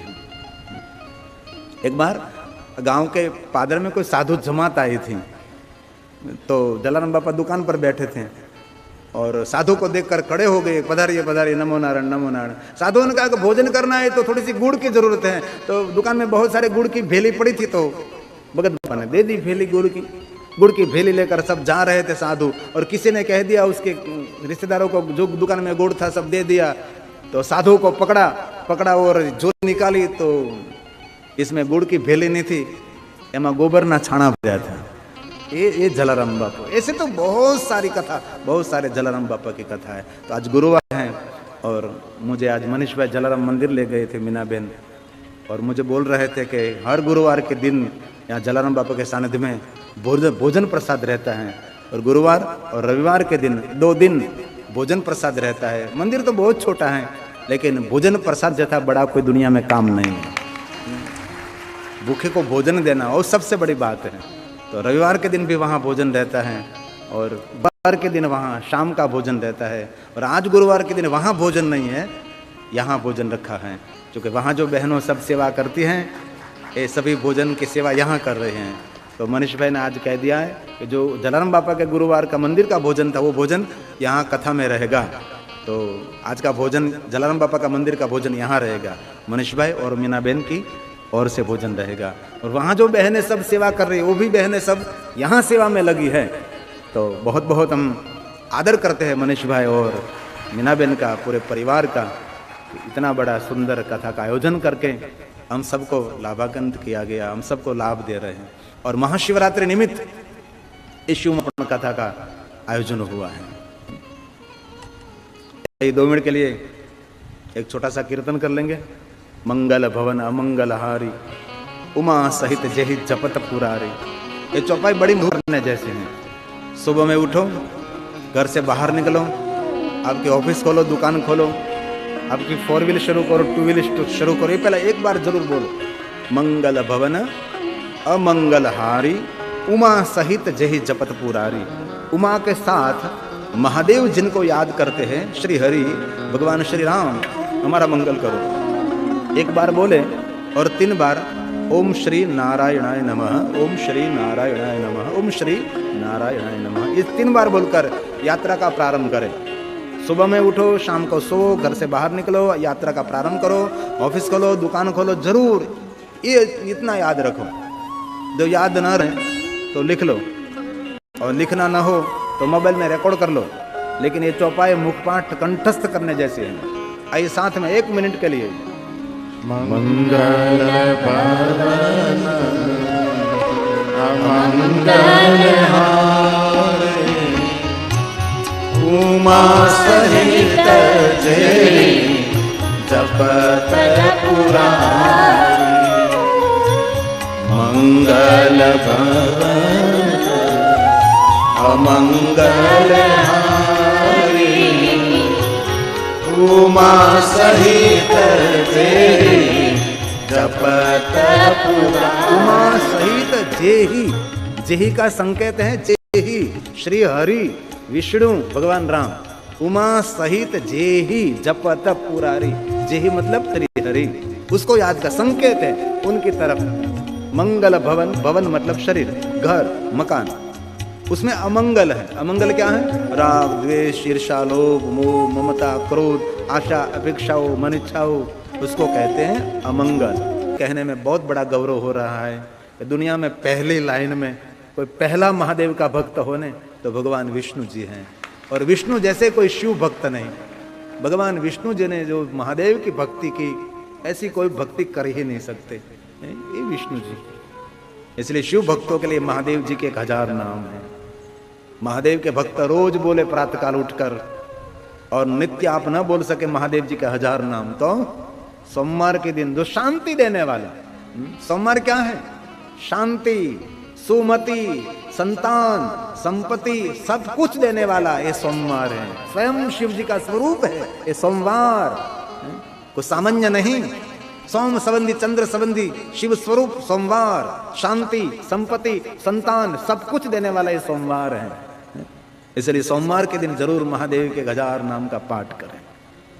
चलो समझो भाई सोमवार के दिन नहीं हो सकेगा, कोई बात नहीं, मास में एक बार त्रयोदशी व्रत करे हमेशा, ताके तन नहीं रहे कलेशा। धूप दीप नैवेद्य चढ़ावे, शंकर सनम को पाठ सुनावे, तो जन्म जन्म के पाप नचावे। त्रयोदशी के दिन प्रदोष के समय में त्रयोदशी पूर्ण हो रही है, चतुर्दशी का प्रारंभ हो रहा है, दोनों तिथि का मिलन उनको कहते हैं प्रदोष। उनका समय होता है प्रदोष समय। जो भगवान शंकर जी का प्रदोष दर्शन करे तो मानव जीवन के सभी दोषों में से मुक्त होकर परमात्मा की दुनिया में वो निर्दोष जाहिर होगा। जो प्रदोष दर्शन करे और प्रदोष के समय शिव जी को याद करे, बड़ी महिमा है प्रदोष की। लेकिन प्रदोष का समय आपके समझ में ना आवे तो त्रयोदशी के संध्या का समय उसको प्रदोष मान सकते हैं। वास्तव में तो अलग है, त्रयोदशी और चतुर्दशी का मिलन उनको प्रदोष मानना चाहिए। लेकिन ये बात न समझ में आवे तो उसके लिए सरल उपाय है। कृष्ण पक्ष की त्रयोदशी, अंधारिया की कृष्ण पक्ष की त्रयोदशी की संध्या का वक्त उसको प्रदोष मान सकते हैं। और इसी संध्या समय किया हुआ दर्शन ये प्रदोष दर्शन। और बहुत दिल से मैं कहता हूँ कि संध्या समय शिव जी का जो स्मरण करते हैं ना, उनकी जीवन की संध्या बहुत मंगलमय हो जाती है। उनका बुढ़ापा नहीं रहता, उनकी दिव्यता होती है। उनकी वृद्धावस्था नहीं होती, उनकी वृद्धावस्था एक दर्शनीय होती है।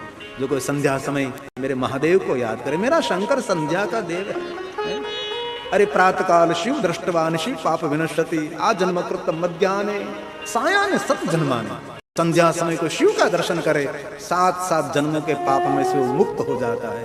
ये संध्या का देव है, शिव ज्योति है। संध्या, बुढ़ापा, वृद्धावस्था, सूर्य डूब रहा है, डूबने के बाद अंधेरा, अंधेरे के बाद ज्योति, ज्योति मेरा शिव है। इसलिए मेरा शंकर संध्या का देव है। इसलिए प्रातःकाल कभी न हो सके तो कोई बात नहीं, मध्याह्न को भी भगवान शिव जी का अर्चन पूजन दर्शन स्मरण न हो सके, लेकिन संध्या काले तो भगवान शिव जी को जरूर याद करना चाहिए। संध्या का समय है वृद्धावस्था, सूर्य अस्त होना उसका अर्थ है मृत्यु। और सूर्य अस्त हो गया था, अंधकार का प्रारंभ हुआ, तो अंधकार में आवश्यकता रहेगी प्रकाश की। तो प्रकाश कौन है? मेरा शिव है, शिव ज्योति है। और कोई देवताओं को ज्योति नहीं कहा जाता, मेरे महादेव को 12 ज्योति कहते हैं, 12 ज्योतिर्लिंग बोलते हैं। शिव प्रकाश है, शिव ज्योति है, महादेव अंजवाणु है। इसलिए त्रयोदशी के दिन जरूर बोले महादेव का 1000 नाम। और त्रयोदशी के दिन न हो सके तो 12 मास में एक बार जो अवसर मिलता है, आवती काल राज राजेति महाराजेति, सभी व्रतों के राजा ये महाशिवरात्रि के दिन जो 1000 भगवान शिव जी का नाम ले, उनको पूरी साल भगवान शिव जी के नाम लेने का फल मिलता है। इसलिए कल तो जल्दी उठकर 1000 नाम का तो भजन करना ही पड़ेगा। भगवान के 1000 नाम, बुक ना हो, चौपड़ी ना हो, यूट्यूब निकालो, खोलो, 1000 नाम भगवान का। अरे बोलना ना आवे कोई बात नहीं, सुन लो तो भी बेड़ा पार हो गया महादेव के नाम सुनने मात्र से। यह शिव, यह महादेव, विष्णु के मुख में से प्रकट हुआ है मेरे महादेव का नाम है। ये विष्णु का प्रसाद है, पहला नाम मेरे महादेव का। अर्थ है चारों तरफ सुदर्शन, सुंदर दर्शन। विष्णु भगवान जहां जहां देखते हैं ना, वहां सब स्थानों से उसको सद्गुण दिखाई देते हैं। ऐसी दृष्टि महादेव ने दी। और दूसरा मंतव्य ऐसा कहा कि भगवान महादेव ने विष्णु पर ऐसी कृपा की कि चक्र चारों तरफ सुदर्शन, विष्णु जहां जहां चारों तरफ दृष्टि करते हैं वहां सब सुंदर होने लगता है। ऐसा 2 मंतव्य महात्माओं ने निकाला है। और तीसरा मंतव्य यही निकाला कि चक्र दिया जगत के रक्षार्थ के लिए। शास्त्र विद्या, शस्त्र विद्या, सभी विद्या मेरा महादेव देता है। एक मंतव्य ऐसा कि विष्णु भगवान जहां जहां देखते हैं वहां उसको सुंदर दिखाई देता है। दूसरा मंतव्य ऐसा कि विष्णु जहां जहां दृष्टि करते हैं वहां सब सुंदर होने लगता है। तीसरा मंतव्य ऐसा कि चक्र दिया कि हाथ में रहता है, घूमता रहते हैं, विष्णु शयन कर जाते हैं, लेकिन भगवान महादेव ने दिया भक्ति चक्र, जागरूक रहता है विष्णु की और जगत की रक्षा करने के लिए। ये भक्ति चक्र है, जागरूक रहता है। ऐसा अलग अलग सबका मंतव्य है। लेकिन विष्णु की शिव भक्ति का फल ये चक्र है, सुदर्शन चक्र है। एक एक नाम बोलकर एक एक कमल अर्पण किया है। 1000 नाम 1000 कमल, कोई छोटी बात है ये? कोई भक्ति थोड़ी छोटी, कठिन भक्ति, कठिन भक्ति। एक नाम बोले कमल अर्पण कर, एक नाम बोले कमल, एक नाम बोले कमल अर्पण कर। और एक दिन महादेव को कुतूहल हो जा और महादेव ने एक कमल ले लिया, एक नाम रह गया और एक कमल कम हुआ। अब क्या करूं? विष्णु भगवान ने पहले तो सोच लिया कि मैं खड़ा होकर दूसरा कमल ले आऊं, और विष्णु भगवान के मन में हुआ कि शिव की पूजा करते करते कभी खड़ा नहीं होना चाहिए, शिव पूजा खंडित हो जाएगी। क्या करूं? दूसरों को बोलाऊं कोई मुझे दूसरा कमल दे। बोलने की तैयारी की, विष्णु को याद आया नहीं नहीं, शिव पूजा करते करते बोलना भी नहीं चाहिए। तो अब करूं क्या? मैं खड़ा भी नहीं हो सकता, बोल भी नहीं सकता, किसी को कह भी नहीं सकता, क्योंकि शिव पूजा के बहुत से ऐसे कठिन नियम है। एक कठिन नियम किसके लिए है? विद्वानों के लिए, सन्यासियों के लिए, साधुओं के लिए है। संसारियों के लिए कोई कठिन नियम नहीं है। धन्य हो गृहस्थाश्रम हो। गृहस्थाश्रम में रहकर जो भगवान की भक्ति करते हैं उनको पूजा करते करते खड़े होने की छूट है, बोलने की छूट है, बातें करने की छूट है, मोबाइल रिसीव करने की छूट है। भगवान की पूजा करते करते आपको बीच में 2-3 भाखरी खाने की भी छूट है। लेकिन संसारी को पूजा करनी चाहिए, जितना समय हो इतना समय भगवान की पूजा में थोड़ा सा बैठना चाहिए। लेकिन विद्वानों के लिए, सन्यासियों के लिए भाई बहुत सारी मनाएं है, आप नहीं बोल सकते। इसलिए विष्णु नहीं खड़े हुए, नहीं बोले। अब करे क्या? शिव की पूजा तो पूर्ण करनी है। तब विष्णु भगवान ने महादेव को याद करके पहला विचार आया, चरण कमल। चरण तो भगवान को नहीं चढ़ा सकते क्या? पग कैसे भगवान को चढ़ावे? नहीं नहीं, ये तो बराबर नहीं। कर कमल, इसको भी कमल कहते, उसको काट कर, नहीं नहीं नहीं नहीं नहीं, तो मुझे पूजा करने में ठीक नहीं रहता, कैसे एक हाथ से मैं पूजा करूं? और याद आया कि भगवान ने 2 नेत्र दिए हैं, इसमें से एक नेत्र से चलेगा। और विष्णु भगवान ने शिव पूजा पूर्ण करने के लिए अपने नेत्र को महादेव को अर्पण किया, तब शंकर जी प्रकट हुए। ये कथा है, ये विष्णु की शिव भक्ति की पराकाष्ठा है। नेत्र अर्पण किया मतलब दृष्टि भगवान को अर्पण कर दी, महादेव को दृष्टि अर्पण करी। कैसी दृष्टि? आपो दृष्टि मां तेज अनोखो, सारी सृष्टि ने शिव रूप देखो। परमात्मा हमारी दृष्टि में ऐसा तेज मिले, हम सारी दुनिया को महादेव आपके ही रूप स्वरूप देखे, शिव रूप देखो, ये दृष्टि है। बलि, बलि का अर्थ है समर्पित करना, भेंट धरना। बलि का ऐसा कोई अर्थ नहीं है कि कोई पशु को मारकर कोई देवी देवताओं को चढ़ा जाए। नहीं नहीं, ये तो बहुत गलत है, वो तो बहुत बुरी बात है। हमारे सनातन धर्म की बहुत गरिमा, बहुत महानता है। अहिंसा परमो धर्म सनातन धर्म का मंत्र है। किसी के दिल दुखा ऐसा भी शब्द भी नहीं बोलते, ये सनातन की महिमा है। हर सनातन धर्म में थोड़ी कोई पशु की हत्या हो सकती है, लेकिन कहीं लोग ऐसे लोग हैं देवी देवताओं के नाम पर पशुओं की हत्या करते हैं। कोई मेलडी माँ को बकरा चढ़ा देते हैं, कोई खोड़ियार को चढ़ा देते हैं, कोई अन्य देवी देवताओं को कुकड़ा चढ़ाए, बोकड़ा चढ़ाए, ये बहुत गलत है, ये कभी नहीं होना चाहिए। एक स्थान पर तो महालक्ष्मी का मंदिर था, वहाँ माता जी को बकरे चढ़ाते थे। अरे महालक्ष्मी, अरे जगदम्बा, ये भवानी, ये विष्णु पत्नी लक्ष्मी, ये बकरा कुकड़ा। और एक बात याद रखने जैसी बात है, इस दुनिया में अति भयानक पाप, जिस पाप का कोई प्रायश्चित नहीं है, इस पाप का नाम है मांसाहार करना। उससे भयानक पाप दुनिया में एक भी नहीं है।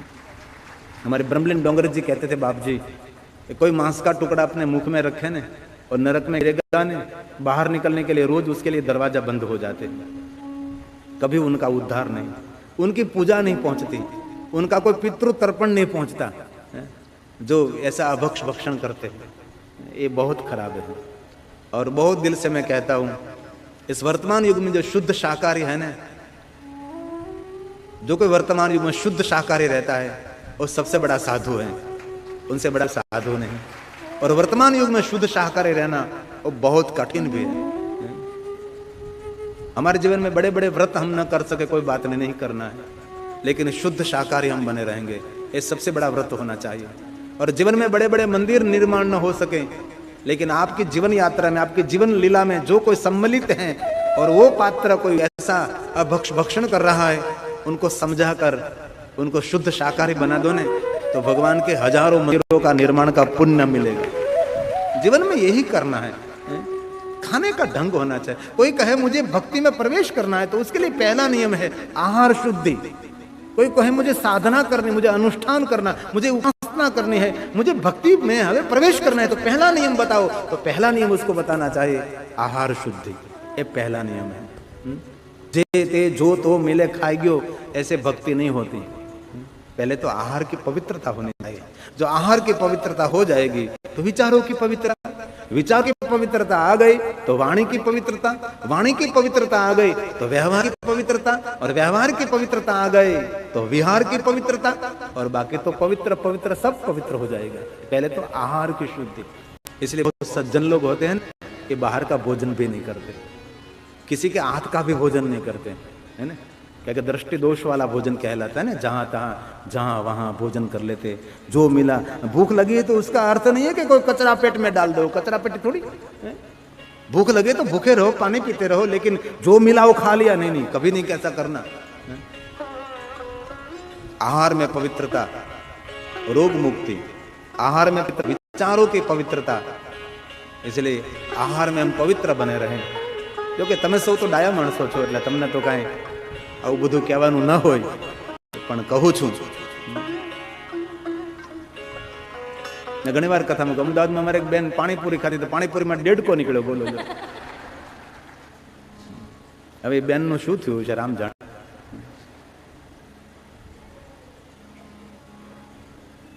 એ કોઈ સેવો તે પણ ગુજરાતી માણસોનું પાકું, વિમાનમાં બેસે ને તો થેપલા કાઢે, વિમાનમાં યાત્રા કરતો ત્યાં થેપલાની પોટલી છોડે, થેપલા છૂટેરીનું હાથનું ખુલે એટલે ખબર પડી જાય આખા વિમાન કે આમાં એક ગુજરાતી હોવો જોઈએ, તો જ કેરીના આથણાની સુગંધ આવે, તો જ થેપલાની મહેક આવે। इसलिए आहार की शुद्धि बहुत महत्व की बात है। तो भगवान विष्णु जी महादेव जी के परम भक्त। एक बात बहुत सुंदर, महादेव जी ने विष्णु को एक वचन दिया है, बहुत सारे वरदान दिए महादेव ने विष्णु जी को। चक्र के साथ एकला चक्र देकर नहीं चले गए, बहुत सारे वरदान, बहुत सारे वरदान। देव सभा में आपकी वंदना रहेगी, आपकी महिता रहेगी, आपकी महानता रहेगी। और एक वरदान भगवान महादेव जी ने विष्णु जी को दिया। सुनो विष्णु जी, पूरे विश्व का भरण पोषण करो ऐसा सामर्थ्य मैं आपको अर्पण करता हूं। और महादेव ने कहा, सुनो अब सुनो, महादेव ने कहा विष्णु जी आपके पूरे विश्व का भरण पोषण करो ऐसा सामर्थ्य मैं आपको प्रदान करता हूं, इसलिए आपका नाम विशंबर रहेगा। अब सुनो जैसे बात है, महादेव कहा विष्णु आप पूरे विश्व का भरण पोषण करेंगे ना, इसलिए आपका नाम विष्णु रहेगा। लेकिन सुनो विष्णु, कोई आपको विशंबर नाम से पुकारेंगे ना तो सर्व पाप हरम परम, उसके सभी पाप का हरण मैं करूंगा। कितनी सुंदर बात है, कितनी गरिमा भरी बात है। भगवान विष्णु को कोई विशंबर नाम से पुकारे तो पाप कौन हरे? मेरा महादेव, मेरा शंकर जी पाप करते हैं। ये कोई कला पुरुष, कोई तपस्वी, उसका सानिध्य मिले तो भवना फेरा मटे। अंतिम पंक्ति में उनका जवाब है। प्रश्न उठा मैं कौन, मैं कौन, मैं कौन। कमल पर भ्रमण करने लगा कमलोद पद्मज, कमल की डाली में नीचे गया। आकाशवाणी हुई, कल्प भेद वाली कथा है। कहीं जगह पर ऐसा कहा है कि एक जल का बिंदु कमल की पखड़ी पर पड़ रहा था, गिर रहा था, वहां से ध्वनि निकल रही थी तप तप। और कोई किसी ने कहा आकाशवाणी हो गई तप करो, लेकिन कोई भी तरीके से उसने तप किया, स्व को जानने के लिए तपा। मैं कौन हूं, मैं कौन हूं, मैं कौन हूं। इस कमलोद ने तप किया और तप प्रभाव से उसके सामने आदि पुरुष, आदि प्रकृति का प्रागट्य हुआ। प्रश्न किया कि मैं कौन हूं, तब आदि पुरुष और आदि प्रकृति ने कहा निराकार ब्रह्म में से हमारा प्रागट्य हुआ है। आदि पुरुष, आदि प्रकृति, आदि शिव, आद्य शक्ति, हमारे द्वारा आपका प्रागट्य हुआ है। सुनो, आपका पहला नाम कमलोद पद्मज, लेकिन आपका मूल नाम है ब्रह्मा।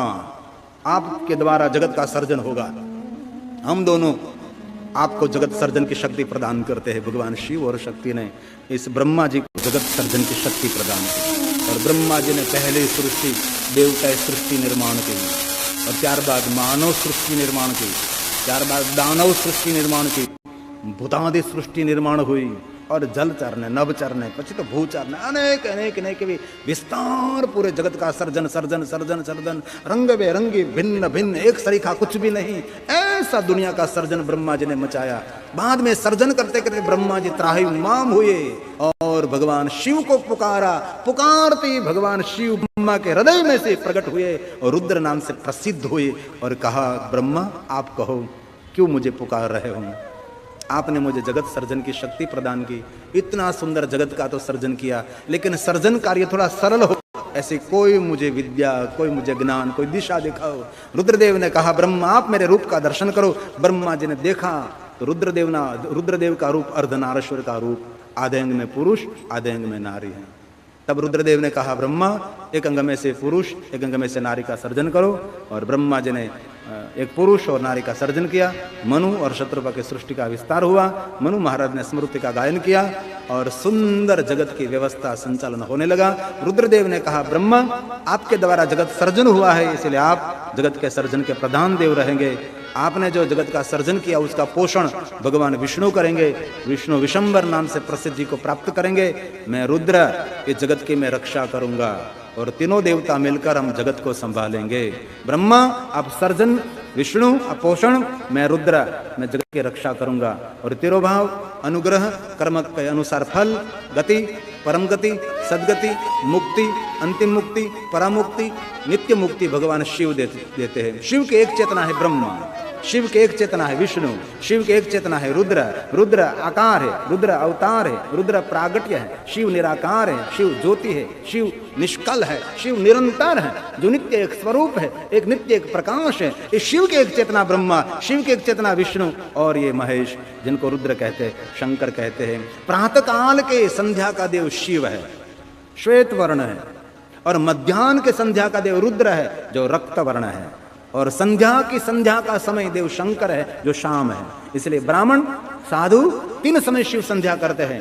प्रातःकाल भगवान शिव की संध्या जब करते तब गौर रूप को हम देखते हैं। शिव जी का कैसा रूप? गौर रूप, जो हम आरती में गाते हैं ना, आरती में कर्पूर गौरम करुणावतारम संसार सारम भुजगेन्द्रहारम सदा वसंतम हृदयारविन्दे भवं भवामि सहितं नमामि भवं भवामि सहितं नमामि। ये प्रातःकाल सुबह के हमारे शिव साधना, शिव संध्या का देव गौर वर्ण है।